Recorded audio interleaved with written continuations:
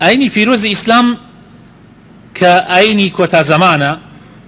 آخر پەیامی خوایە بۆ مرۆڤایەتی دیارە خوای تەعالە ئەزانێ مرۆڤایەتی ئەگاتە ئەم وەختەی کە هاینتیایە زۆر جەختی لەسەر پاراستنی ئاو ژینگە کردوتەوە لە چەندین ئاەت و چەندین حەدیثە یەکێک لەوانە خوای تەعالە لە سورەتی عەرافە ئاەتی 31 ئەفەرمێ وكلوا واشربوا ولا تسرفوا إنه لا يحب المسرفين خوای تەعالە فەرمێ مسلمانان بخۆن سەرزەوی خوای تەعالە بۆ ئێوە دروستی کردووە لە ماڵی حەڵاڵی خۆت بخۆ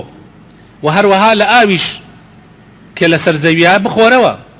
بەڵام ئامان ئاگات لە ئیسرافکردن و زیادەڕەوی بێ خوای تەعالە خۆشی بەو کەسانەیە نایە کە زیادەڕەوی ئەکەن ئەمە خواردن و خواردنەوە یعنی خواردن و خواردنەوە کە حیات لەسەری وەستاوە خوا ئەفەرمێ لە قورئانە نابێ زیادەڕەوی تیا بکەی خوای تەعالە خۆشی بەس مسریفەکانە نایەتەوە ئەی ئاو بڕژێنی زیادە مثلا ئاوڕشێنی کۆڵانی پێ بکەی جعدەی قیری پێ بشۆری زیادەڕەوی بکەی لە شۆردنی بۆ نمونە سیارەیە یا لە شۆردنی شتی ترە یا لە توالێت و لە حەمام و ئەمانەیە زیادەڕەوی بکەی ئینسانی مسلمان لە حەمامیشا ئاگای لە خۆیەتی ئاخر زۆر سەیرم دێ خەڵکانێک ئەڕۆن خۆیان ئەشۆن 1 سەعات لە حەمامە 1 سەعات ئەو دووشە کراوەتەوە ئاوەکە ڕێکە 1 سەعات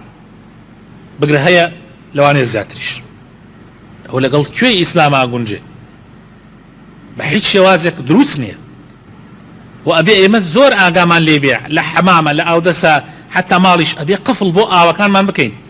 حتا لە حەمامە ئەو دووشەی کە ئەکرێ ئەبێ قفڵی طبعا کە سارد و گەرمەکە هەیە تو هەموو جارە ناتوانانی سارد و گەرم بکەی لەبەرەوەی ئاوەکە نابەسی بەڵام قفڵێکی تر لە بۆڕێکە دروست بکە سارد و گەرمەکەت کرد ئەو قفڵە ئەوەنەی پێویست بە ئاوەکەی بیکەرەوە دوای ئەو پێویست نەماوە کە سابوون ئەدەی لە خۆت بیبەسە ضرورە ئەم شتانە بکەین چونکە ئەوە دینە ئەوە ئیمانە و شتێکی بەسیتی مەزانە چۆن لێرە نوێژەکەی لە مزگەوت ئاوایە خۆ پاراستنی ئاو لە تاکە شەخصۆ دەسی پێکە من بیستمە خەڵک هەیە زەوی زەرعاتی هەیە ئەڵێ بە 6 مانگ ئاوی هینەکە ناکوژێنمەوە ئاوی بیرەکە ئەو ئەرتەوازەی کە دروستی کردووە بە 6 مانگ ئاوەکەی لێ ناکوژێن یعنی ڕاتە بان ئەو وەک مەرەزە و ئاوە بەخۆی ئاو خوایە ماڵی خوایە لا حول ولا قوة إلا بالله شانازیشی پێوەکە ئەبێ ئینسانی مسلمان زۆر ئاگای لە خۆی بێ پێغەمبەری خوا صلی الله عليه وسلم لە حەدیثێکە کە ئیمامی مسلم ئەیگەڕێتەوە قەدەغەی کردووە کەوا میز بکرێتە ناو ئاوێک ڕاوەستا بێ چونکە ئاوی ڕاوەستا و خۆشەویستەکانم هەر کەسێ بێ میزی تیا بکا و یان لە نزیکیان میز بکا ئیتر بۆ خۆی ئاوەکە ئەوێتە گەنکاو جاری وایە گۆمێک ئاو لە شوێنێکایە هی بارانە یا هی شتێکی ترە نابێت یعنی میزی تیا بکەیت بەڵکو ئەبێ ئاوی لێ دەرکەیت دەبێ ئاوی لێ دەرکەی بڕۆی لەولا تارات بکری میز بکەیت و خۆت پاکەیتەوە نابێ لە لای ئاوەکەیە یا پیسی لە لای ئەو ئاوەیە بکەی نابێ حرامە برا بەڕێزەکانم لە حەدیثی ترا پێغەمبەر ئەفەرمێ صلی الله عليه وسلم کە متفق عليه ئیمامی بوخاری مسلم ئەیگەڕنەوە لا يبولن أحدكم في الماء الدائم الذي يجري ثم يغتسل فيه